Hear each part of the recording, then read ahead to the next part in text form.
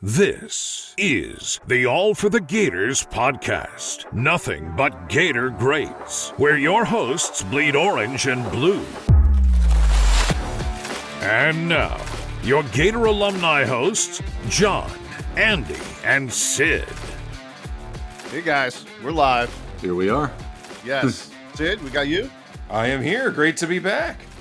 The All for the Gators podcast. We are back again. I would think it would be remiss if we didn't congratulate the newest Super Bowl champions from the Gators, Tommy Townsend, Kadarius Toney, Carlos Dunlap, and LaMichael Pirine. I didn't even know Pirine was on the team. Yeah, it was 7 Gators in the Super Bowl. Well, Carlos Dunlap's been playing in the league for a long time, was on some bad Cincinnati teams. So I'm happy for him, towards the end of his career and still a rotational player on a very good defense that He got his ring. So that's pretty awesome. Good for him. Tony broke the record for a punt return. Yeah, he had the one touchdown, but he had that crazy punt return. Right. Not on the return. Yeah. Right. Okay. Yes. Okay. It was like a swing pass or something. Yep. Yeah. Yep. Okay. It feels like so long ago. It does. I know. What's going on now is the NFL Combine. A bunch of Gators out there performing, and of course, none better than Anthony Richardson. Are you guys surprised by his performance at the Combine? Not really. There's no defense. Well, that's true. But, I mean, they're saying that it was the best Combine performance statistically by a quarterback of all time. Well, I mean, I think that's why he went pro, right? He's a freak athlete, and that's all the intangibles that people are grading him on put him as a first-round pick just because of his potential, right, and his size and strength. So, yeah, no, I'm not surprised to see him doing well. Well, I did a deep dive, and I found some really remarkably interesting things about our friend Anthony Richardson. As we know, a Gator quarterback. But did you know, at 6'4.5" Richardson is actually taller than all-pro tight end George Kittle of the San Francisco 49ers. He is also at 244 pounds heavier than all-pro Philadelphia Eagles linebacker Hassan Reddick. And his hand measures 10.5 inches. That's larger than all-pro DeAndre Hopkins at wide receiver. Wow. And I know, and this sounds like one of those dogs that we're putting together of the perfect athlete. He's doing this. The ultimate dog at quarterback for the NFL. Yes, but I have more. It gets better. Richardson's 40.5-inch vertical is higher than all-pro receiver Devontae Adams of the Vegas Raiders. Andy, you're familiar with his work, right? Sounds familiar. Well, that's what he's 5'5" though. Oh, there is a difference there. I'm kidding. I don't know what he is. Oh. Well, okay, here's a receiver that we do know is tall, though. My last tidbit for you. Richardson's 10'9" broad jump is longer than that of free agent and one-time superstar wide receiver Odell Beckham Jr. Wow. That is some dog of a draft pick there that somebody's going to use a way too high pick on him. I love it. My next question, my follow-up question was going to be, and there's a lot of different perspectives on this from Gator fans. If you listen to sports radio and check out Gator groups online, does it get you angry that he's doing so well and now they're projecting him to get drafted so high? As a Gator fan, does that bother you at all? I wouldn't say it bothers me because I'm always happy to see a Gator being successful, and that sort of success breeds future success because if that quarterback is a top pick, then future quarterbacks want to follow. But of course, we would have loved to have seen more of that on the field, but that's part of what was so maddeningly frustrating about him. We saw how talented he was. He could drop a perfect pass over the shoulder, deep 50 yards down the field, but then there was a running back open in the flat, and he's going to bounce it to him 5 yards away. It's kind of frustrating. I mean, I think he had like under 60% completion percentage. So you look at the intangibles, and the draft experts see all the things he can do, but Gator fans like us who watched him play game to game know that there's more to the puzzle than that. So I think any team that's going to draft him and expect him to be an impact as a rookie might be disappointed. But if he could get drafted by a team, maybe sit for a year or two, then, get put in a better position. He definitely has the tools to eventually be a hell of a player. Yeah, we definitely saw flashes, right, here and there. For sure. Yeah, well, let's end with this conversation. Widely regarded as the greatest combine performance ever. Tell me who it was. Don't Google it. Oh, I got it. The defensive lineman drafted by the Eagles way too high out of Boston College. It was like Malua or something like that. Alliteration was like Mark Malua or something like that. No, he is up there in the top 10, but it's not Okay. him. It's a well-known player. Well-known. Andy, you got a guess? Quarterback? Nope. Just any player at the combine. Deion Sanders. Close. Very close. And by close, I mean Positionally correct. two-sport player. Oh, Bo Jackson. Bo Jackson. Bo Jackson ran the 40 in 4.12 Bo knows combines. at his He combine. probably had just played a baseball game before it. Wow. That is ridiculous. He was ridiculous. Tecmo Bowl does not lie. It undervalued him, in fact, right? Yeah. I imagine our current guest could tell us a little bit about their experience at the Combine. Who you got for us this week? Oh, man. Today's Gator Great was another to don the illustrious number 1. Born and raised in Cincinnati, Ohio, where at Winton Woods High School he would not only become an All-American on the field, but earned academic All-American achievement by his senior year in 1993 as well. To say schools wanted him was an understatement. Over 160 colleges came calling for this guy. He chose to come down to UF, and as a Gator would dominate first on special teams, then as a bruising DB, and by his senior year was voted team captain by his teammates. He would cap off that year earning first team All-SEC stripes. One of his 8 career interceptions is widely regarded as one of the most electrifying plays ever in the swamp. Ladies and gentlemen, Gator Nation, I present to you 2-time SEC champ, 1996 national champion, Houston Antonio George Jr., Tony Right. George. Yeah, that's quite the introduction right there. That's hard to follow up after that. That's what you get here on All for the Gators podcast, my friend. I love it. I love it. Yes, sir. Man, thank you for taking the time today, Tony, to do the show. We really appreciate Well, it. listen, thank you guys for having me, man. This is such an honor and a privilege to get back to talk with our Gator fans and Gator alum around the world, and it's good to give updates on the greatness that's happening in our lives and in our world.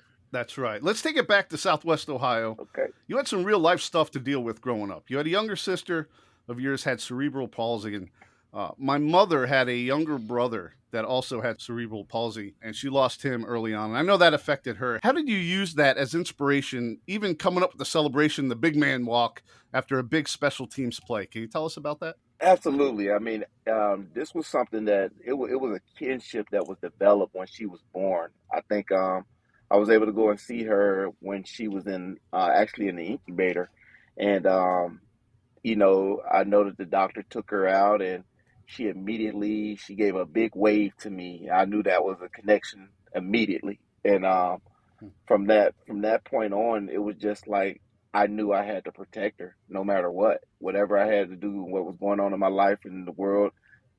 Even to that point, it's even to like that today. I'm very still protective of her, even though she has a husband. But I'm still big brother to her, and whatever I could do to help. But I tell you what, growing up, I got a lot of bruised knuckles from having to defend what people didn't know and understand. But it helped me to develop, to get them to understand. Let's take a step back and look at how she has to deal with her life. Have you tried to tie your shoe with one hand or one side of your body? Have you tried to ride your bike with one side of your body, using one side of your body? And when you're kids, you don't understand that until you actually try it. And at that point, when they realized that, a lot of the guys growing up, they ended up adopting her as the honorary little sister for all of us. So when I wasn't there, they would protect her, and they would do everything to make sure that everybody knew, oh, we're not going to do that. We're not going to bother her. We're not going to tease her. We're not going to do those things.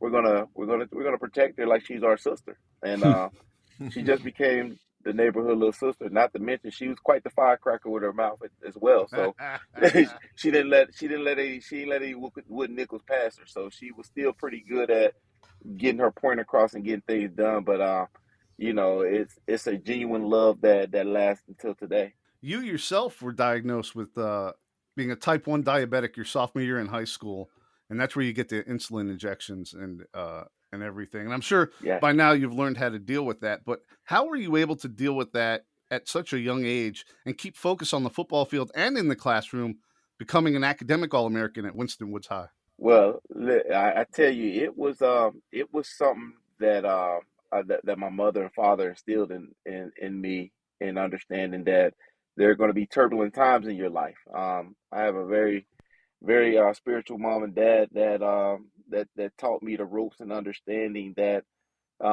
nothing in life is going to be fair. But if you can learn how to make things manageable, you can make things possible.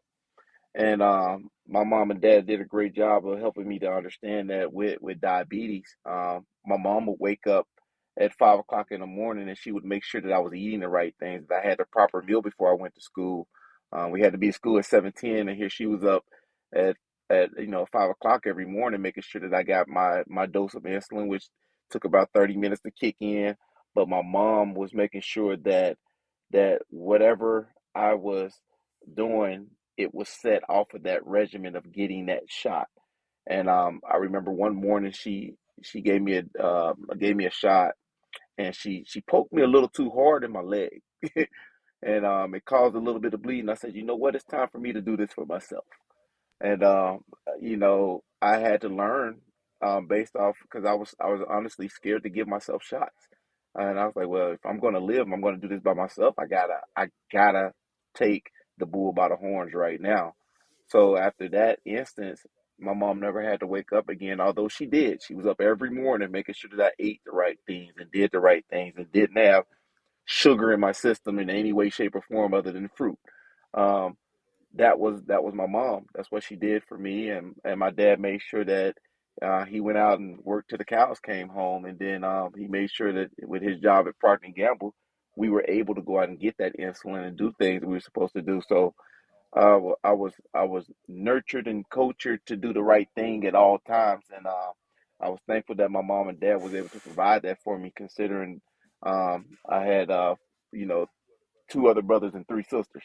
So we were able to get it done, and I'm very thankful for that. Yeah, it's great to have that kind of support. So going back to that intro, did we hear John right? Over 160 colleges recruited you? That is correct. I even had some Ivy League schools in there. That's crazy, right? That is crazy. How many visits did you make? And kind of who were the last ones kind of in the running before you ultimately picked UF? To be honest, I did three visits, and it was kind of like I already knew what I was going to do, but it wasn't until I actually saw I saw Coach Zook when he came and sat down in our living room. He said, "Yeah, you're pretty good. You're probably gonna have the red shirt. You're probably not as good." I said, "Wait, what?" He said, "You're probably not as good as these guys right here, but if you work, you'll have a chance to get out on the." I said, "A chance?" I said, "Okay." So in my head, I'm thinking that's a challenge.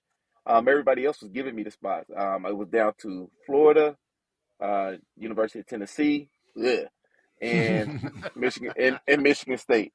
To be honest with you, Tennessee put out such a great spread with Coach Fulmer and Kippy Brown and Lovey Smith. They were fighting on what position that they wanted me to play. Some wanted me to play. Well, at that time it was Kippy Brown on offense. He wanted me to play wide receiver, and it was Lovey Smith on defense. And he's like, "Well, no, he's our star defensive back. He's gonna play." And then Coach Fulmer said, "I don't see a problem with him playing both." And I was like, "Oh, that's There you go. enticing. That's enticing." So when it was time to go, and it was time to like commit and sign your scholarship, the University of Tennessee called us. I said, "Well, you're probably going to see me in your stadium." So they were all excited, jumping around, saying, "Yeah, we think we got Tony George. He's going to be locked in." And then I put on the Florida Gator cap. And I was like, "Yeah, you're going to see me in your stadium, but I'm going to be wrecking it." But that was probably one of my best moments ever, that I could think back of. But I remember that vividly because I remember how great it was. And then we had George Perlis at Michigan State. I mean, everybody was phenomenal with me. I had Lou Holtz that visited my home, and he was arguing with Johnny Majors at Pitt, and they were arguing over who can have the most time to get and split with me because they were just showing up at the house then. and they would call and couldn't get all the way through, so they would leave a recorded message saying, "Hey, we're going to spend 15 minutes with your mom. We're going to spend 30 minutes with your mom and dad." And my mom and dad, they were like a wine factory. They had to keep the wine stocked because they never knew who was coming through for what reason. So it was pretty crazy that my mom and dad was able to entertain all the coaches that came through. And when those guys left, they knew that I was going to make the right decision. Well, we're glad you did decide to come to Gainesville, and you get there in '94 and are redshirted. Yes. And when you were playing on the scout team, then I imagine, what are some of your Mhm. memories when you first came through? Some of other friends of the show talked about the importance of the scout team and how that experience really prepared them as they went further along in their career. How do you remember that time? It was the most unbelievable experience that I ever gone through. I think after you watch the guys and they're out there underneath the lights and underneath 85,000 at that time, 90 some thousand now, we're in such awe of wanting to experience that as a redshirt freshman. So Coach Spurrier did a great job of having something called Monday Night Football, and he put the lights on for us. It was nighttime practice on Monday night, and he let the young guys go at it. And I can distinctly remember they had the Tyrone Baker, the touchdown maker, was playing running back. Man, my goodness, he's still one of my best friends to this day. And they had him playing running back, and they put him out on a sweep. And my goodness, they had me out there at cornerback, and I don't think he saw me, and I know he didn't see me because he ended up getting 6 broken ribs from me. Oh, And jeez. yeah, it was one of those hits that ended practice. So that was my most memorable Monday Night Football experience. But I can tell you that scout team, they did such a phenomenal job of preparing us and giving guys what we call the game time experience and opportunity, even if you had never experienced it. I mean, these were guys that were maybe third or fourth and redshirt freshmen and things of that nature, fourth string, third string. These are guys that are getting an opportunity to be seen to possibly move up for the game that next week. So a lot of that time, I remember that first year because that was my first year that I redshirted. I remember Larry Kennedy getting hurt, and Coach Berry said, "I think you're ready to come out of your shirt right now." And it was against Georgia. I said, "Coach, if you need me, I'm ready." And I was so excited. But Coach Berry's like, I don't want to waste the whole year on him just off of this one game. It was just one of those euphoric moments that you'll never forget because Coach Spurrier felt comfortable enough to be able to say, "I think you're ready. I've seen you work. Let's go do this." And it made me feel that built my confidence for the off season to go into the off season. And when I tell you I went to work after that, I literally I was looking for the weights at every hour of the day trying to find it to make it happen. So you had some of the toughest DBs ahead of you. I mean, they were just built different back then, and the pads Yes. were different. Lawrence Wright, Fred Weary. Nothing Yes. against Reggie Nelson or Major Wright; those guys were tough too. But back then, they were Yeah. built It, different. And did we they were just built different. did they Yeah. take you I under mean, their wing at all, or was it pretty much learned by hard knocks with those guys? 1,000% under their wings, every last one of them. I'm gonna go through the list of all of them because they all deserve such great credit in making me even who I am today. You're talking about you're talking about the Larry Kennedys and the Mike Gilmores, and you're talking about the Sammy McCorkles. You're talking about obviously the Lawrence Wrights of the world and the Anthony Lotts and the Fred Wearies and the Shea Showers of the world, the Demetric Jacksons, the Mike Harrises. Man, when I tell you these guys just had it in them, it was amazing. And let me not forget Elijah Williams, who was that dude was like my common peace. He played running back for 3 4 years before he moved over to defensive back. Man, that dude, like I never seen this guy like so much worry, sweat, yell. He was just like, "Okay, we got this. Let's do it." And I'm like, "Dude, how you do that?" I'm like, "How are you doing this?" Like, and he just came with such a patience and a calm. And I mean, Showtime Fred Weary, Tico Brown, my God, man. Let me not forget my man Tico. And I got to put it out there for non quad. Tico came in with me, man. Tico was already mentioned 225 pounds before he came in. I was 160 pounds coming in soaking wet. I'm sitting there looking at Tico like, man, you could do that? Oh my God. I'm over here struggling with 25s on the side over here because I never lifted a weight. He's over there doing 245-pound plates. But I can tell you, man, it was great to have playmakers, and all of us wanted to see each other make it. Every last one of us. And if you weren't making it, we pushed it until you made it. And that's what I loved about what it is and how they came about with us, man. It was just a pure love and a straight camaraderie. It was a brotherhood even to this day. If we could see each other right now, we'll all probably pick up exactly where we left off in college, and that's exactly the way we want it for each other. Let's take it to 1995. That's your redshirt freshman season. Yes. You don't get in much on D, but you become a special teams beast. Yes. That season you have, and I looked, I was searching on the internet, and I couldn't find anywhere any kind of special teams tackles record. Yeah. But most of the time, a player leads the special teams tackles with about 20, 25. In Yeah. 95, you led the team with 34 special teams tackles. Yeah. That must have been an SEC record, or at least a UF record, I would think. Is it? And looking back, how special is that to you?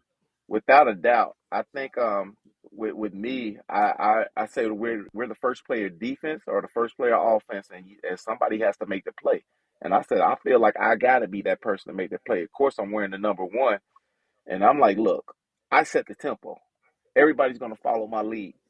Nothing comes unless it starts with number 1. So that was my thinking, So I made sure that if that ball was kicked, like I was tackling guys on the 4-yard line after running down the field and tackling them on the 4-yard line, even after they're trying to get blocked. And they said, how did you get down there so fast? It was just something in me that just said, do this for Zook. Because Ron Zook was my dude. That was the guy that recruited me. He was everything. It was like, if Ron said run through the wall, man, I'm running through 3 of them. And that was just the way that it was. It was just like he put so much fire in me as a young player because he believed in me. And then when everybody else used to jump down my throat, he'll put me to the side and say, yeah, just keep doing it exactly the same way, just like that. But this time, hit him in the throat, hit him in the throat. I'm like, okay, yes, sir. And that was Zook. He never he always corrected the mistake, but he never saw a flaw in you. He always saw a strength in you and said, that's great. Use that. Now put it in there though. Step on their knuckles. Like it was football at its finest, And it was guys like him, man. I mean, we had, him, Coach Sanders, Coach Collins. Oh my goodness.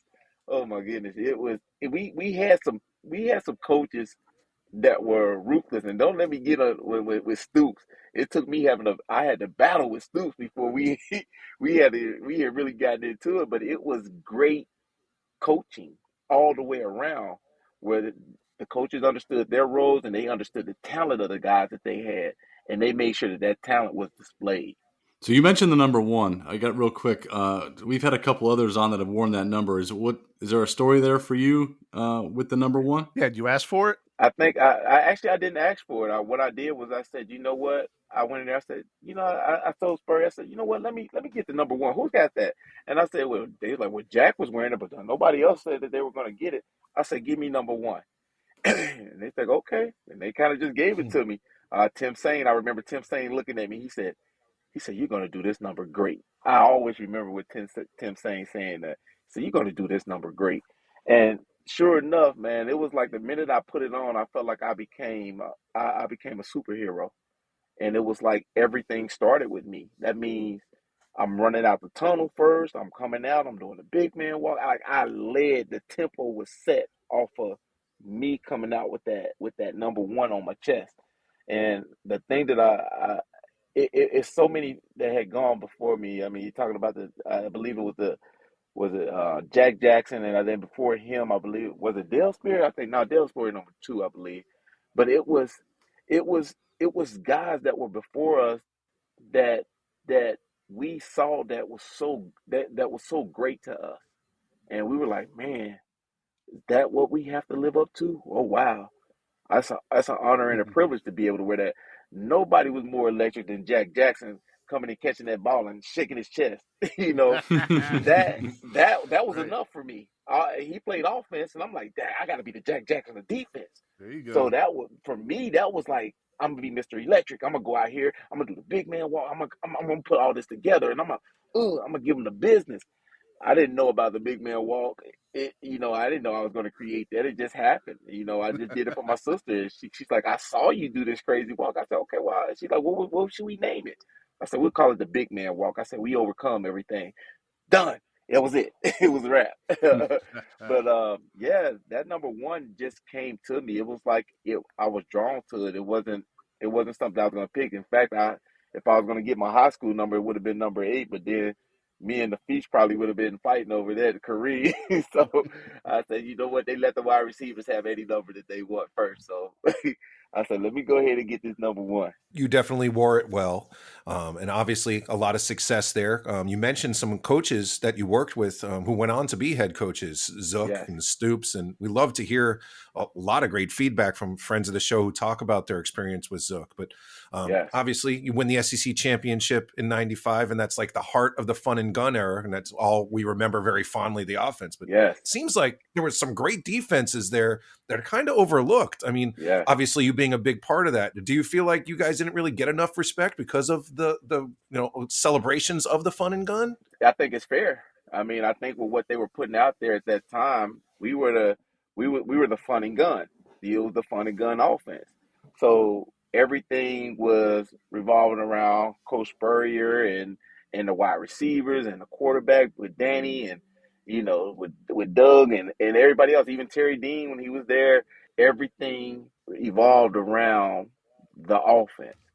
Now we start playing well on defense, and our biggest our biggest competition was never at the game. That was the easy part. Our biggest competition was at practice. And Mhm. it got to the point where it used to get so heated. We had to practice separate from the defense and the offense because the Coach Spurrier would get into it with Coach Stoops. That's how heated it got. Like it was intense. And they weren't talking to each other. And we out there like, man, what happened? What we do? We like, and Coach Stoops like, well, nothing. You guys just keep shutting them down. Keep shutting them down. He got this strong, raspy voice. Oh my goodness! And he was you just keep shutting them down. They're not gonna catch the dang ball over here. And you know what I'm saying, dang. and Spurrier's like, all right, let's go. We got something for that. Yeah, okay. You two guys over here. Let's run it down. We gonna run a double post. Okay, we get this double post. We'll see who got this right now. We got something for you right now, T. George. All right, well, bring it on, Coach. But it was the greatest atmosphere for football because we knew when we went out there underneath one of the smartest defensive coordinators that I've ever played with, both college, pros, high school, and probably the smartest offensive genius that I could think of, Coach Spurrier. Man, it was every day in practice, your A game was required. Like, you weren't going to get a day off. Like, you had to go. You're talking about Chris Dorn, Aubrey Hill, Jaquez Green, Riddell Anthony, Ike Hilliard, the Feast Kareem, Travis McGriff, Jack Jackson, first year. Man, like, and all of those guys had to line up and run past me, and every last one of those guys beat me. And then Coach said, "You sure you're All American?" I'm like, man, look, I had to get the weight room. Every name that I just named off ran a fade on me and beat me. And I remember Larry Kennedy coming over to me. He said, "Here, I'm gonna show you this. Get this thing over here." Larry Kennedy kind of molded me to say, ain't none of those guys gonna ever beat me. I don't care how fast they think they are, but I got the technique. Man, just watching Larry Kennedy's feet, his technique, and watching his confidence, like it was just, ugh. I said, I gotta have that. I was like, can you teach me that? And sure enough, he passed the torch on to me. And he's like, look, let's keep going. We're gonna keep doing this. I'm gonna keep showing this. I'm gonna keep shade half of the body. Don't shade the whole body. Just get half of the body. And look at that front foot. The foot that's up. He ain't gonna play with that foot that's up. It's gonna be the back foot. I'm like, oh, okay. Like I started learning things, and it was just like he made the game easier for me. But all of that being said, man, it was a game at every practice every day. and there was no let up, and that's why you saw all that greatness able to come about every Saturday because the practices during the week did it all for us. Well, we've been very fortunate to have a lot of members of that '95 team on the show. A lot of the guys, you just mentioned, we've been able to get on, and there's always been a common theme with that group about getting beat Oh pretty bad by yes, Nebraska in that Fiesta Bowl, uh, and then mm-hmm. but the effect that had on the program there that year, and how that offseason was, what I'll say, quote unquote, different. It was a different offseason. Beyond. What's your kind of perspective on that? As you were a young and up and comer at that point, kind of how was that off season, and how did your routine or mindset change? The whole off season was built on wanting to see Nebraska again. The whole off season, like I wanted nothing more. I was probably only a few guys that was able to block somebody, or the special teams, but it was like Nebraska's whole team ran a. It was like their whole kickoff team ran a 4-3. It was the most unbelievable thing I had ever seen in my life, and they literally plowed through our front line. And I'm in the second row, and I'm able to catch my guy, take him and drive him to the ground. But it was still very hard. And I'm like, yeah, how did that? I said, no, nobody's blocking. What's going on? And it was that whole off season though. We remembered those moments because all we could think about was how much we were disrespectful to them. They didn't say not one word to us. This one I knew that we was in trouble. They didn't say one word to us. We were running through their drills. We were yelling, "Let's go! We about to kill you!" Man, those guys, they were still stretching while we were running through their drills and looking at us like, "Man, we about to beat the brakes off of y'all." And we was look, I was a little intimidated. And ain't nobody say no words, chirp back. Nobody said anything. Normally, I could go back and forth with the DBs. Uh, the Booker boys, I believe, was there. Mike Mentor, Terrell Farley. Nobody said a word. They just looked at us and laughed. Lawrence Phillips was the only person that was looking at us laughing, and it was like, wait, why is he laughing at us? It was like, and he's got his helmet, both the bottom chin straps are unbuttoned, and he's walking around clapping, talking to himself. And it was like, LP, and LP's like, okay, cool. And it was just like poetry in motion watching him run, and he just made it look so smooth, so easy, and he would laugh like. I remember being out there on the field on defense, and he had a play and he ran the ball, and I believe I ran into him, and I think Fred Weary ran into him, and we was like, "Yeah, good job, Chicho. Wait, that's a good job, Ray." And he looked up, he laughed, he's like, and he laughed at us, and he said, he's like, man, he's like, my grandma hit harder than that. I was like, Oh oh no! God, I was like, oh God, we in trouble. I'm like, I distinctly remember the next play. I think we ended up going back to the starting offense, and then Coach Pruitt was trying to sub guys in. I said, I don't want any parts of that. I literally said, I don't want any parts of that. I don't want to deal with none of that. No, sir. I'll see you next year.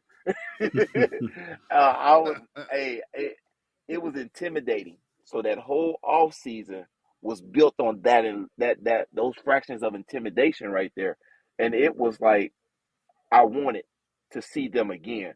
I didn't care who I saw from Nebraska. I don't care Scott Frost. I want to see all of y'all, whoever it is. You're not going to be bigger than me. You're not going to be stronger than me. You're not going to be faster than me. I had that mindset built in that off season, but it took that butt kicking for us to get to that point because we were 13-0, I believe, or 12-0 going into that game, and we thought that we couldn't be stopped. We thought that we were the bee's knees, and it took that butt kicking to remind us that this off season is going to be different. We're going to work. We're going to have this. I don't think I don't remember missing a 6 o'clock run ever. I was there at 6 o'clock, and then I go right back out there again at 4. I wasn't missing. I was out there for two days in the off season. So let's go. Let's get it. But yeah, we were not going to be denied that next year at all. All right, so let's move on to 1996. And again, you lead the team in special teams tackles, but once again, not much on defense. Now, back in those days, that's sort of how it was a lot of the time. You would, you'd be behind somebody for a couple of years, and then you'd get your shot in year 3 and 4. Yes. Is that the situation you were in and just being patient, or were you actually getting frustrated at all? No. I was actually enjoying it because I knew that I was going to be the tempo setter no matter what went on. T. George, we need you to make this tackle. Okay, cool, I got you.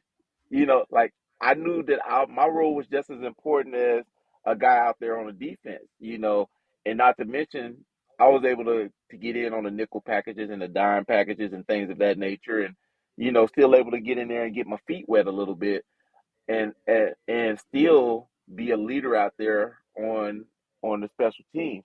For me, I was not going to allow special teams to be anything less than great. And I believe that after that first year for me, after going all of that and getting to Nebraska and making plays out there, even after us getting stumped, I made those plays on special teams. I said this has to carry over, and I said I know I'll get out on the field. I ain't worried about getting out on the field. I know I can get out there. But I want to be on these special teams, and it set the tempo for other guys. It was I had a few times where I had Javon Curse out there, and I had some other names that was out there with Jay Rutt and all these these guns, these studs, and they like these guys are starters. These guys are out there, but they would come out there because I brought a different type of energy. And they're like, all right, man, let's go. Let's set this wall up. Let's go. That was the energy that we brought to each other, and I think that special teams brought that out, especially for me. And there was no frustration involved with me at all. But when it was time for me to get on the field, it was going to be the right time. But at that time, I was needed at special teams. Again, 96, you take the SEC championship after going 10-1 on the regular season.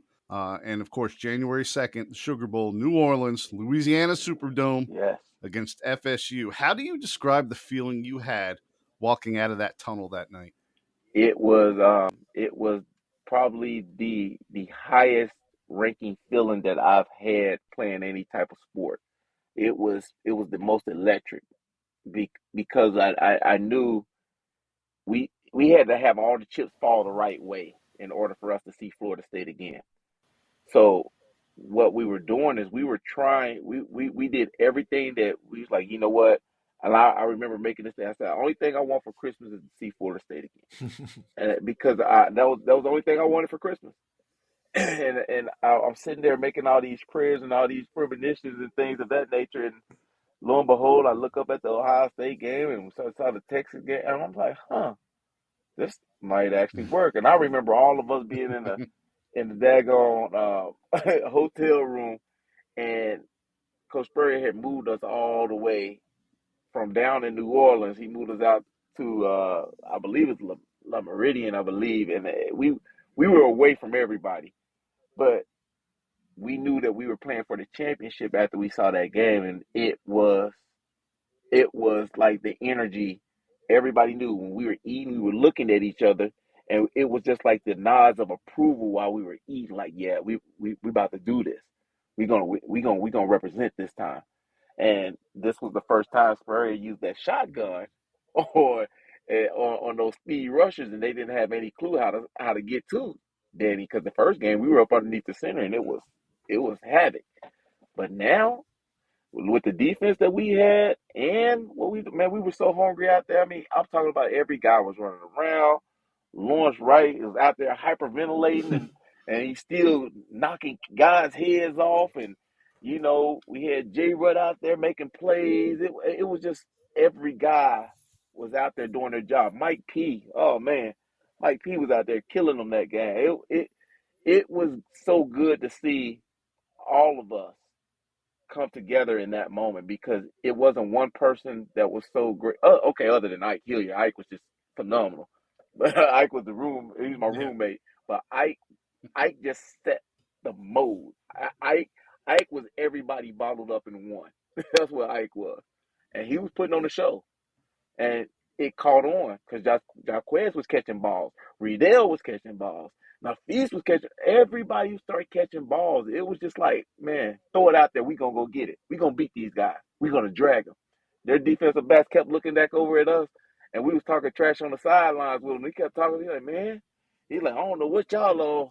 You know, he's like, y'all on something today, cause y'all didn't break it like this the last time. And I was like, yeah, we gonna break it like this all night. I'm a trash talker, so I'm gonna take them out their game as much as I can. But I loved it, man. It was that was probably the most euphoric feeling coming out that tunnel. But it wasn't until the end that everything let go. I mean, it was so many tears of joy winning the national championship. Nobody we didn't know what that feeling was like, and then we felt it, and it was like, this is the best feeling ever. Don't let it leave. So let's talk a little bit more about that. We've asked a few guys about the celebrations there in the Big Easy after that big win. Let's put a little different twist on that. If you guys had today's technology, who would be the first ones getting in trouble on social media? Oh man, yours truly. Yours truly. I'm gonna say we had some characters. We had let's see, Jamie Richardson, wide receiver, definitely would have got in trouble. Eugene McCaslin, definitely would have got in trouble. Geno Mack, we call him Geno Mack. Who else would have got it? Riddell Anthony. Oh my God. Freakum. Oh my goodness. Freakum would have had a whole show lined up, man. I guarantee you, Freakum would have had it lined up. We had Riedel on, and he pleaded the fifth on that. I can see why. Oh man, we've had. Oh man, it might have would have been a. Let me see, Patrick Lowe, P Lowe. That definitely would have had him. I also want to get Big Keith Council in there, give him some glory. Oh, and God bless the dead, but my man Big Mo Collins. Oh, Big Mo would have put on a show for you. Big Mo would have had cigars for everybody. Come on, y'all, let's go. That's my guy right there, though. But Big Mo would have set the tempo for everybody with that. With social media, oh man, it would have been hard to follow any act from those guys right there. After the big year in 96, now we're to 97, your redshirt junior year. Now you're playing some defense, start every game, Yeah. finish second on the team in tackles to friend of the show, Johnny Rutledge. Oh yeah. How does it feel to have your patience pay off and now you become such an integral part of the defense and getting your time?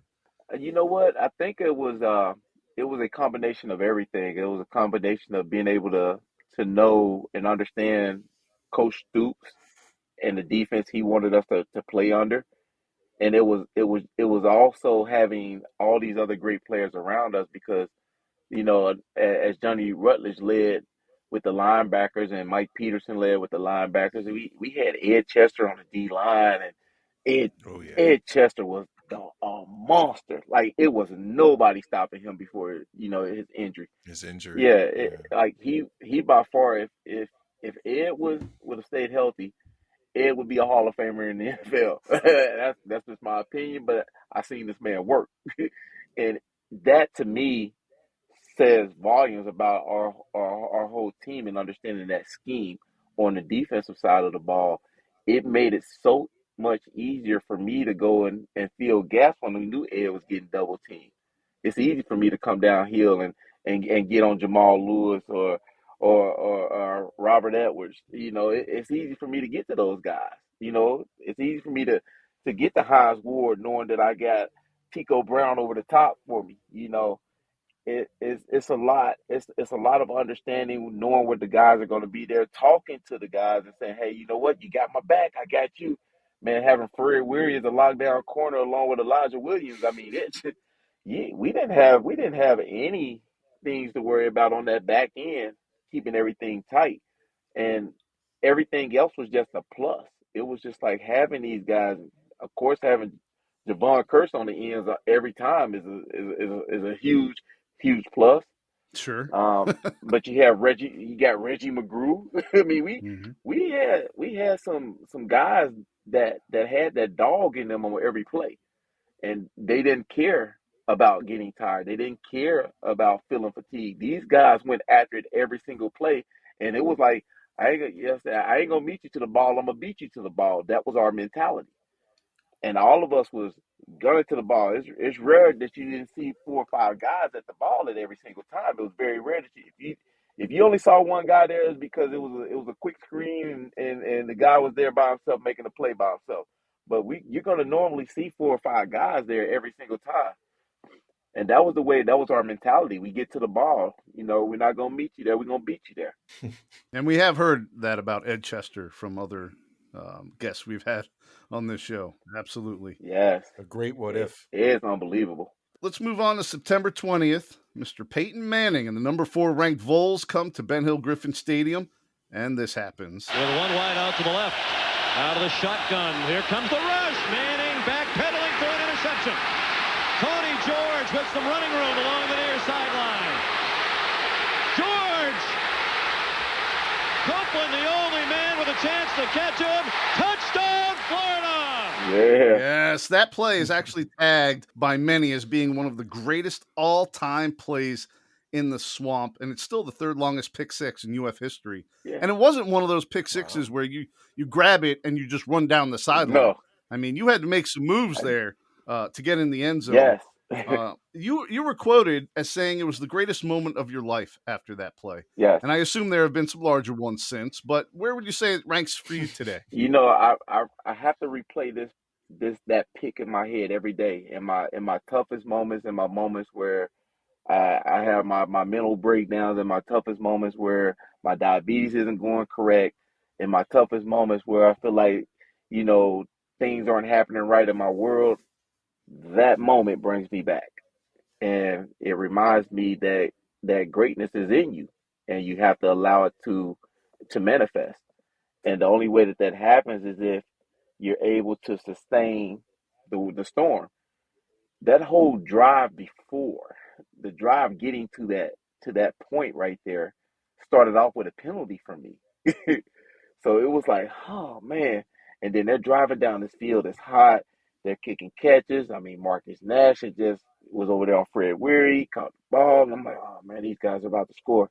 I remember looking to the sideline and Coach Stoops, he pointed to me and said, make a damn play. And I said, okay. And he looked at me, it was like he already knew that it was coming. And it was like, okay. And here I am, in my curl zone space, in my free man space. And I'm like, and I see the 2 of the greatest ones, the quiet one, and then one of the best defensive tackles I've ever seen, Ed Chester and Elijah Williams, merging on Peyton Manning. And Peyton's trying to get rid of the ball and get the ball. I believe it was to I don't know if it was, I don't want to say Benji Schuler. I don't think that was him. But it was somebody, one of the slot receivers that was nowhere near there. And I ended up grabbing it. And I'm like, okay, I made a play. Now let me get off. Let me get off to the sideline. And I'm like, okay. I said, no, there go a tackle right there. Okay, cool. No, there go another guy right there on the side. I said, you know what? Instead of going out of bounds, because I can run out of bounds, I said, oh, there go an opening. Let me hit it. And it was like, oh, I got this. And then all of a sudden, I saw this big lineman. I said, okay, I'll pass the lineman. And then I saw somebody out the corner, and I kind of look over to my right, and I see Jermaine Copeland coming. I'm like, oh, man, let me go and pick it up one time. It was just like I hit it. And it was like, man. And then when I got to about the 10-yard line, I made the point, and then I remember getting all the way across that line. And that is what reminds me in my toughest moments. Every day I try to find a time to relive that moment because that's what gets you through. Knowing that greatness prevails inside you, moments like that, you gotta cherish them. You gotta cherish them. You gotta let them live. And for me, I remember seeing Peyton Manning, I believe in my first year in the NFL, and I saw him because when he played with the Colts, and I was with the Patriots. He looked at me and he said, "Well, thank goodness at least you didn't get any picks today." And I was like, "Well, you didn't throw me any." But I remember him being there, and then Mike Peterson was on the team as well. But yeah, it's such a great memory. Manning threw a lot of picks that year, right? His first couple of years with the Colts. Yeah, he set some records there with interceptions. Oh yeah. But the yeah. coach, Yeah. yes. He did. Oh, yeah. yes, he did. Yes, he did. Yes, he Then he did. figured it out. It was Sure like, did. wow, the smartest Yeah. smartest quarterback in the game. I still call him the smartest quarterback in the game. It's not even. I don't even think it's comparable. It's crazy. I know Tom Brady. Everybody says that, but I was on the team with Tom. He was fourth string. I remember all those wonderful things, and I watched his growth. And Tom did a great job with his growth. I still can't get over how Peyton Manning saw the whole defense and was telling everybody how the guy was going to come and how his blitz was coming, and he did it with a Omaha. It was crazy. It Yeah. was the craziest thing I've ever seen in my life. That I never understood how everybody knew to check off of his Omaha. It was like the lineman knew, the running back knew, wide receiver knew. I'm like, how did y'all do that? Y'all had a completely different play. Wide receivers knew to tighten down. It was like, man, what are y'all? I was like, they had Omaha checks that went for the whole team, and I'm like, oh my gosh. But it was great to watch and be a part of. I can't tell you about how important that moment is for me as I continue to go through life today to know that I can relive that moment at any time. Well, I got another big moment game that I'd like to get your thoughts on. So that year, the Gators ended up going 9-2. We had a couple of tough losses to LSU Yes. and Georgia, but you do take care of FSU in the Swamp, which is always a good thing. Yes. It's a close one, Yes. but they were ranked number 2 at the time. And that game, you set your career high for tackles in that game with 11. Yes. That's got to be up there on your all-time favorite list, I imagine, right? It is. It is. It's always gratifying, and I remember my high school coach. He would always come up to me, and he was my defensive back coach, and he was the guy that kind of got me ready for, not kind of, he got me ready for going to Florida. And he reminded me. He said, "Dude, he's like, you made the first tackle and the last tackle of the first quarter." And he said, and you was just all over the field the whole time. And I'm like, huh. I said, no, I said, I didn't even think about that. But I said, thanks for pointing it out. He's like, no, you don't realize how big that is. He's like, that got you. He said, that's the most tackles you had in a game. And I was like, oh, yeah. I was like, well, I was just playing, right? He's like, you got to do that every time. And I was like, oh, God, here we go. You set a new standard. He went to coach mode on me. I was like, oh, come on, coach. Yeah. I just got done playing. But he reminded me, he was like, dude, you got that in you. You can do that every play. Why aren't you doing? I was like, you know what? We're gonna go with the scheme of the defense, you know. But yeah, man, that's probably one of my best all around games because it was like I was covering guys and I was making the tackles as they came my way. I think it was Minor was the running back, Charles Minor. Man, that kid he had a little scat on him. He had a crazy burst and he was pretty darn good. But get a couple hits on him and E.G. Green and of course Peter Ward, like it was good to know that we can match up with those guys and make things happen. Well, always good to have your best game against those Seminoles. Yes. So obviously after that game, unfortunately this year there was no SEC championship, but you guys go on to the Citrus Bowl, knock off Penn State. Yes. Obviously with the way the playoff system is now, it's a little bit different in the bowl games. What do you remember from that experience being in a bowl game, not at the stakes as the year before, but at the pageantry and the whole process? Was it still a special experience for you, a fond memory? It was absolutely a fond memory and experience because you got to think that was the only thing that we knew. We only knew how to get to bowl games, and I can always remember, Coach Brady saying, "Well, you can't spell citrus without U and T." And That's right. That is it's right. like those things sit in your head, and it's like, all right, y'all, we got to fight now. If we're here, we got to show that we're better than we're supposed to be here. So we were hearing all the stuff about, you know, uh, Curtis Enos and how big their running back is and things of that nature.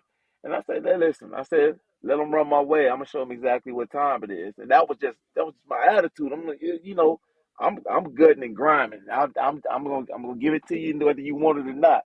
And I remember him coming my way, And I was like, God, this guy's kind of big. I said, but I got to be bigger. And then all of a sudden, he just goes back.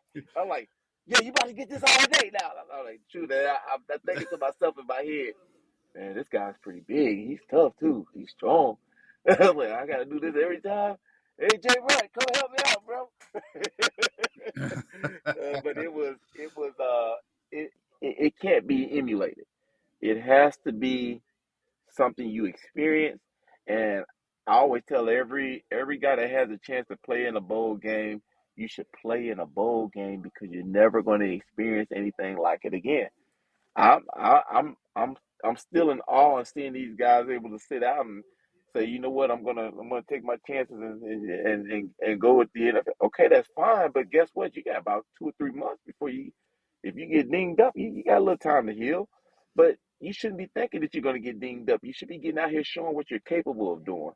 And I think when you put things on display like that, that's why these bowl games are so important. I think that's why that was the difference with guys like us. We wanted to show what we were made of. We wanted to show how tough we were, how resilient, and how nothing was going to stop us. We wanted to have that. So that's kind of the mentality that we had when we were going in these situations in these bowl games because we just thought that was the highest level, no matter what bowl game you played in. Do you think with the playoff system now that bowl games have actually lost luster? I think so. I really do. I think they have lost luster. I mean, the Orange Bowl ain't the same Orange Bowl.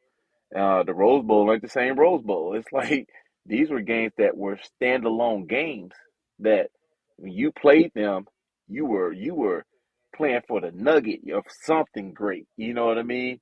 And these are the games that people live for. Now that everything has become so monetized, and we gotta make this the premier this, that, and the other, it it kind of loses its luster because if you tell like we having us having this playoff system now, it's hard to distinguish where who's really a good football team because now you say okay, you're not if you're a good football team, that's awesome. If we look at TCU, you're a great football team and you had that great game before, and then all of a sudden you go against somebody that got a little bit of compatibility with them that plays these games every week. It's like, oh, now they don't look as good. They don't look as powerful. But these guys made it to be the number 4 seed. What about the team that was the number 6 seed? What about the Cincinnati? You think Cincinnati would have gave up a better fight? What do you like? It's so many questions, you know. And I think the part about us when we had the bowl games back in the day is that, you know, we knew who the definitive number 1 was. We knew who the definitive number 2 was. These guys, it kind of played itself out. Like you didn't have to guess and see through a playoff system. But hey, we you know where when we came up, we knew that these things were going to happen. We knew that these things would benefit um, all of the guys, all of the players, all of the teams. They would all benefit from being able to experience that one chance of going down to the Orange Bowl, or that one chance of going to the Rose Bowl, or that one chance of going out to Arizona and experiencing that Fiesta Bowl. Like, it's just so many wonderful elements to having those games stand alone by themselves. That's what's missing today. All right, so let's take it to 98, your last season as a Gator, redshirt senior year. Yeah. You have another stellar season, over 50 tackles, career high 4 interceptions, making it 8 for your Gator career. You're voted a team captain by your teammates this season. What'd that mean to you?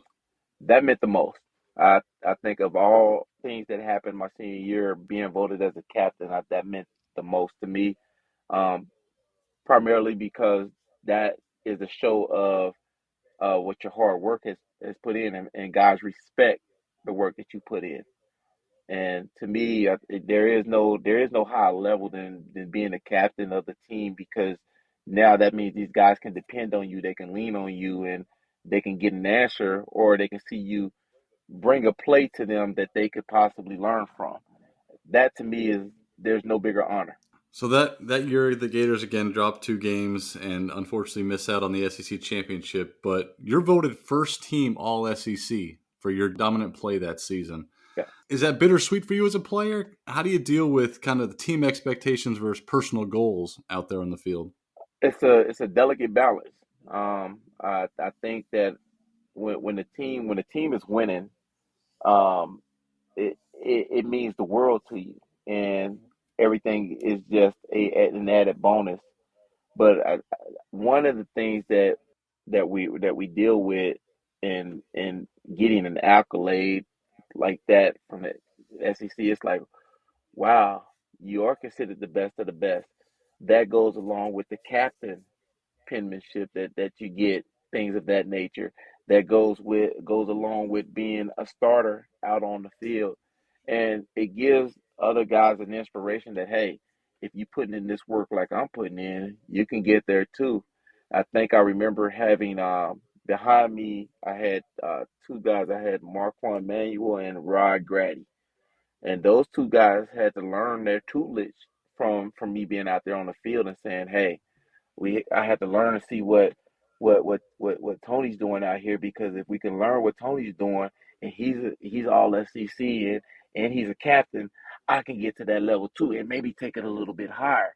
You got to remember, I had to learn my tutelage from Lawrence Wright, so it's been passed along for me to pass it along to others, and that to me, Sure. is able, that's why it was easy for me to keep that balance. And I think that that's something that you pass along to the next guys to teach and show them that your work will take you wherever you need to go, but your talent is part of that, and you'll get a chance to display that, and also the accolades that come along with that, if you allow that discipline to come along with you. So it was really just a wonderful, wonderful deal, and a wonderful balance to be able to know that, you know, two losses. Some teams are dying to only have two losses, right? But down in Florida, at the University of Florida, that is a losing season for us. So we have to balance it and say, you know what, we got to figure this out. How do we make this happen so that this doesn't happen again? Again, as you talked about earlier, you redeem yourself in the last game, which is the bowl game. Now you make your statement. That's a great segue. I got to stop you there because I want to take it back to the FSU game Oh yeah. that last year Uh, and the dust up during the pregame where you get ejected for the game. And your assignment would have been, you mentioned him earlier, the dynamic Peter Warwick, yes. one of the greatest college football players I think I've ever seen play. Yes. And he was responsible for a couple TDs in that game. And one of the biggest conflicts I have, and I'm going to be real with you here, Hmm. about doing this show and interviewing guys that we have admired, watch play and tear it up on the field, is bringing up these kind of stories that are kind of darker. I always get a conflict, should I put in this question? Should I not? But No, you I should. think in the way I want to ask you is, it's just a blemish on an otherwise pretty spectacular Gator career you had. So looking back, how did you learn from that incident? It was the most important to me. It was the most important game of our season, and I I think, and all of the guys know this, both on Florida State and on our team. Those guys know that it wasn't me that threw the punch. Every last one of my guys can vouch for that. Every last one of Florida State's guys can vouch for that. You know who didn't vouch for it? Bobby Bowden. And here's the truth of the matter. When the referee came over, I was literally talking to Peter Ward, and we were talking back and forth, trying to prevent the guys from fighting and things of that nature. We had a guy that had a one on the jersey, that had another number one on the jersey. I'm not going to say his name. That is. But he comes over and he goes over top of me, and he cracks the offensive line coach, Odell Hagen. like a WWE clothesline? Is that what you're saying? Yeah, it was exactly. I knew that's exactly what he was going to go to after I saw that, right? But no, it was like, whoa. And I remember the line judge and the referee coming over, and he's like, the guy had a number one on the jersey. The guy had number one. He said number one. I'm like, oh no, no, no, no, no, not me. And I'm standing there with my hands up, like, oh no, not me, not me. And he said, no, the guy has number one on the jersey. he was saying that there was a guy that had a number 1 Right. on a jersey, and Peter was standing there. And Peter was looking like we sitting there looking at each other like, huh? And then we break. We go to the locker room. He goes his way, I go my way, and we're going. I come back out and I run out on the field like, yeah, I'm about to lock Peter Ward down. Man, that referee walks over to me. He said, "Number 1, you're kicked out the game. Oh, That's man. it. You're done." I said, "Wait, what?"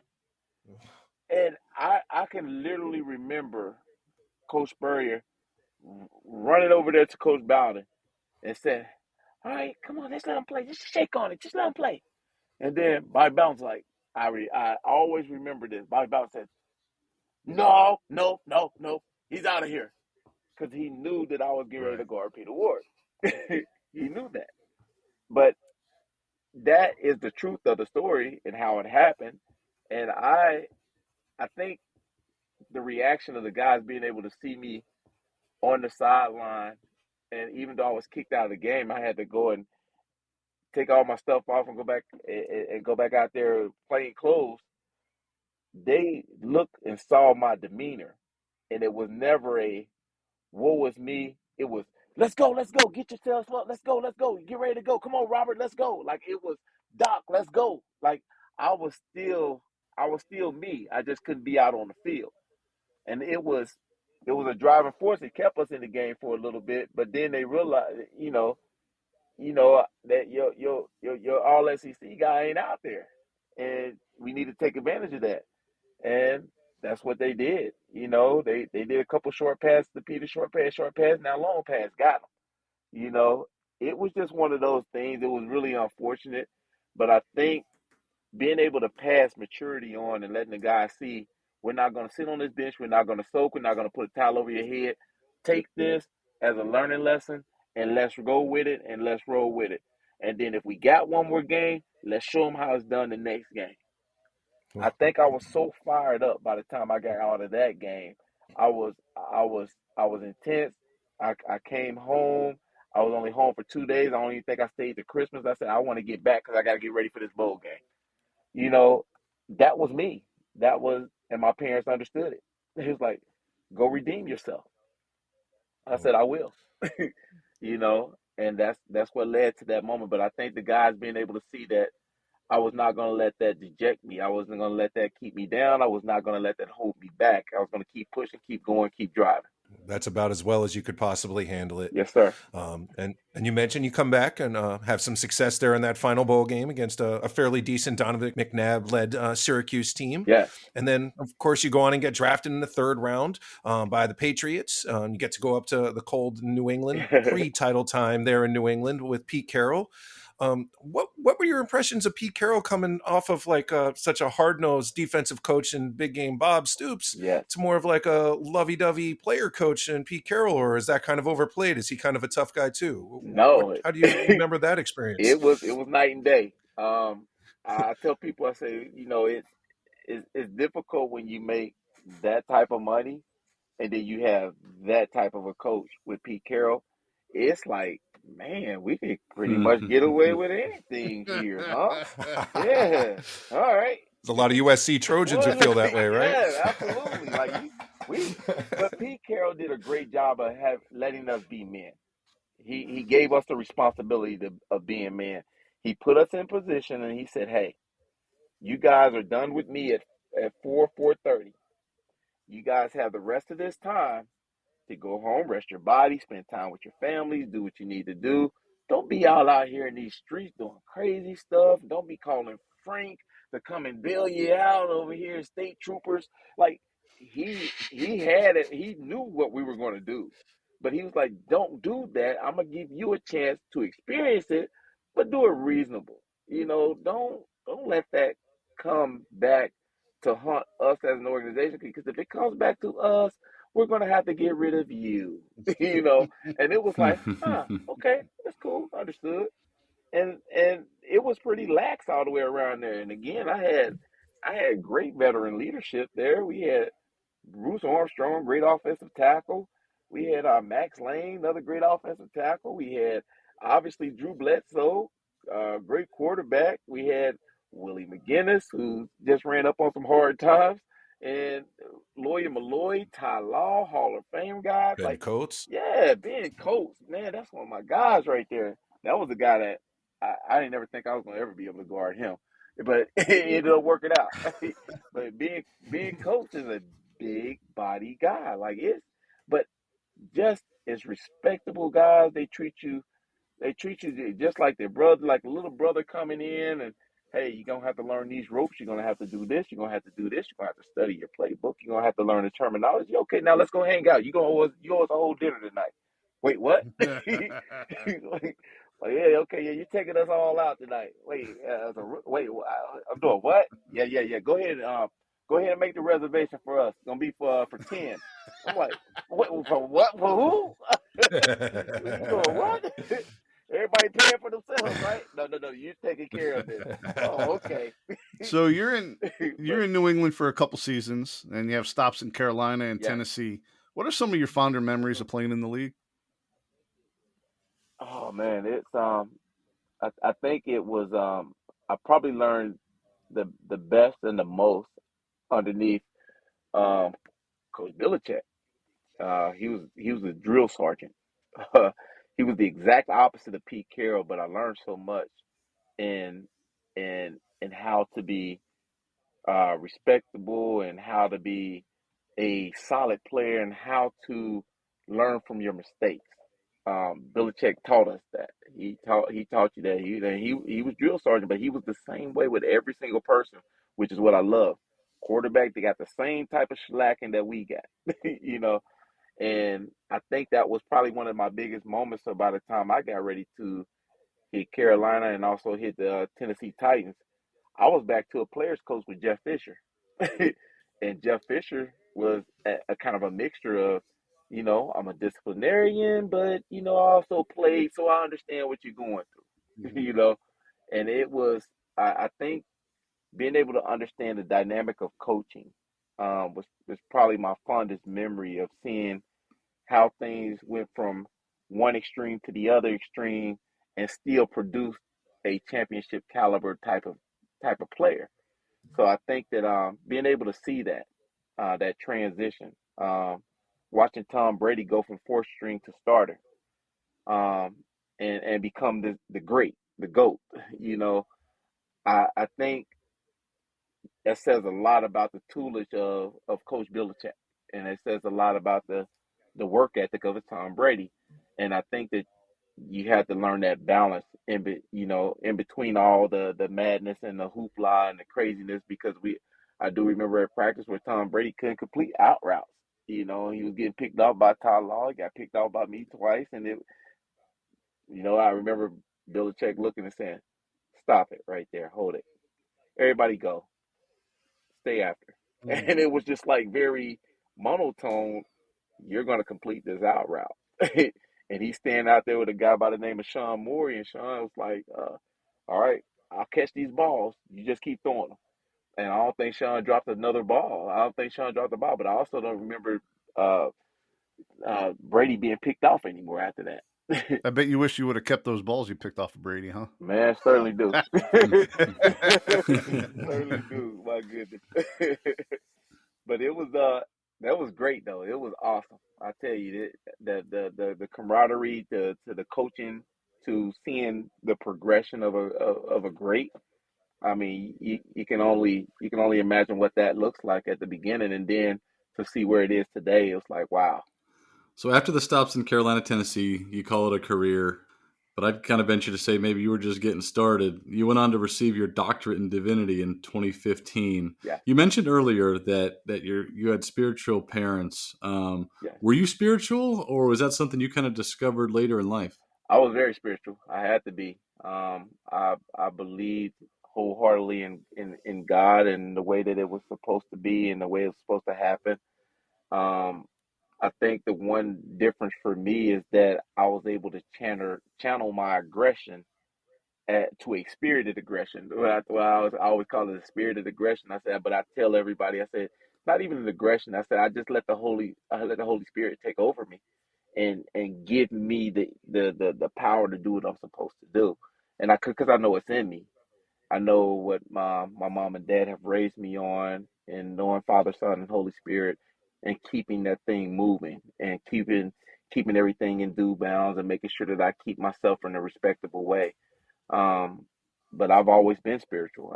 I've always had an anointing on me to do the right thing, and it really played into everything that um, I'm becoming and have become, and it continues to work me towards a better place even as we move forward today. So yeah, I mean, spirituality, it runs in me. Well, you're definitely a busy man today. You have your own fitness company, Heat Pro Fitness. You're a certified master trainer, certified strength and conditioning specialist. And I see on social media, you obviously train people. Do you have any aspiration to get back into college football, maybe as a strength and conditioning coach? It's crossed my mind a time or two, but then I started realizing that, I've helped 141 kids get scholarships, and I'm not sure I'm ready to give that up yet. Like I want to make sure that I give every kid an opportunity to understand how to build work ethic the proper way. And to be honest with you, I told my wife this probably about 3 years ago. I said I feel more confident that I need to be right here helping these kids understand work ethic, because right now it's a missing element. Social media has given us a presence to think that we can just show up and do it. So I want to make sure that the kids that come through my tutelage is that I want to show them that there's nobody that's going to be able to outwork my kids, or outrun my kids, out strengthen my kids, or just out intelligence my kids. You're not going to be able to do that. We're gonna have every element of the game set, ready to roll when they come through the program. You also started your own foundation, Patriotic Mentoring for Youth and Young Adults. Can you tell us a little bit about that and how people can find out about it online? I got Patriotic Mentoring, but I've actually gotten a nonprofit now that's called Trinity X Pharmacy. Trinity X Pharmacy is uh, is a rehabilitation farm in which we grow 17 fruits, 15 vegetables, but we're helping people with traumatic injury of the brain and body. So we're talking about our NFL players. We're talking about our soccer players. We're talking about our veterans when they come back from tours. We're providing rehabilitative programs for them, and we're going to focus on uh, trying to get a huge piece of land that we're in the process of dealing with, and hopefully we can get a lot of these people back on and focused into the norm, back into the norms of society, by teaching them how to nurture these fruits and vegetables. Okay, Tony, let's end with this. We usually do a bit to end the show. We have different kinds of bits. We haven't done a Mount Rushmore in a bit, and you're a defensive back, and it's DBU. So I think it's time we do the Mount Rushmore of defensive backs. So go ahead, Tony George. You got to pick 4 guys to put up on the University of Florida DBU Mount Rushmore. Who are they? Woo, This is a man. tough one. Yep. 4. Oh my goodness. All right. Well, let me start off. I gotta be fair. I gotta be fair first. You know. So let me think about. All right. I would love this first pick because it was a consummate All American. Gotta go with Fred Weary. Okay. Um, got Fred Weary on there as number one. Great choice. Um, number two, I'm gonna have to go with I'm gonna say Reggie Nelson. Oh, good pick. Another great choice. And then my last two, I gotta say for kind of our hitters slash slashers. Gotta go with my Thorpe Witter, my biggest mentor, Lawrence Wright, Okay. and I would throw myself up there, but I'm being biased. But I gotta put Lito Shepherd up there. All right. Lito. I was wondering if you were Yes, going to say him or not. yes, I Yeah. gotta get Lito up there. Uh, it's just I wouldn't be doing any justice if I didn't put Lito up there. I like an honorable mention I got to put up there. I Sure. like little Vernon Hargrave. Oh, I like VH3. him. That's right. Yeah. Very good. Yeah, I like Vernon. I like the way he played. Vernell Brown was nice, but I got to go with the guys that I know that will make the play when the play needs to be made. Absolutely. No Joe Hayden love. Well, it's hard to only pick 4.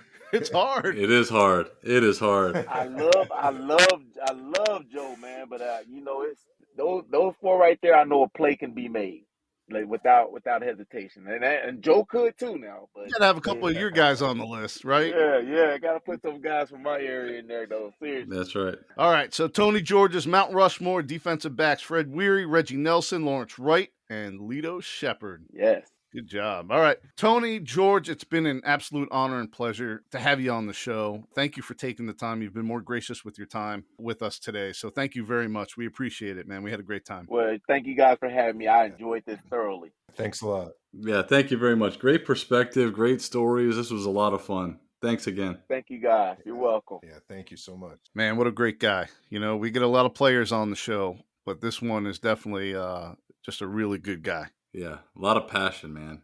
A lot of passion. Clearly a smart guy, academic All-American, earner his doctorate after he played. So very impressive in many ways. Yep. And Wikipedia, you know, in my crack research, says he's on the board of a record label. He's a CEO of 2 companies and everything else that we'd mentioned. You know, we didn't have time to bring everything up, but, Yep. you know, what we did is enough for 3 sure. people, let alone 1. For real. So why don't we go to our 2 bits? Right.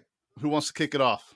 And I know I have to go last, so I'll just go with whatever you guys scraps you leave me with. For those listening that aren't sure what Sid's talking about is we make him go last because when he gives us 2 bits, which is our takeaway from the interview that we just did, he sort of rattles on, and it's very detailed and in depth and very well said. I hogged the buffet. There's nothing left for them. Yeah, there's nothing left for us. We just have the You've scraps. been here 4 hours. You go home now. So we make him go last. I'm going to kick it off. My 2 bits was Tony George in practice naming about 8 receivers that all burned him on plays, one after another, every receiver on the roster. And Spurrier comes up to him and says, "Are you sure you're an All-American?" He did a great Spurrier impression. He actually did it with a great Spurrier voice. Yeah, better than me. He was pretty solid on the Stoops impression, too, for that matter. Yeah, it was. And which, you know, in turn made him be more dedicated and work out more and harder and come back a better player. So that was my 2 bits. Nice.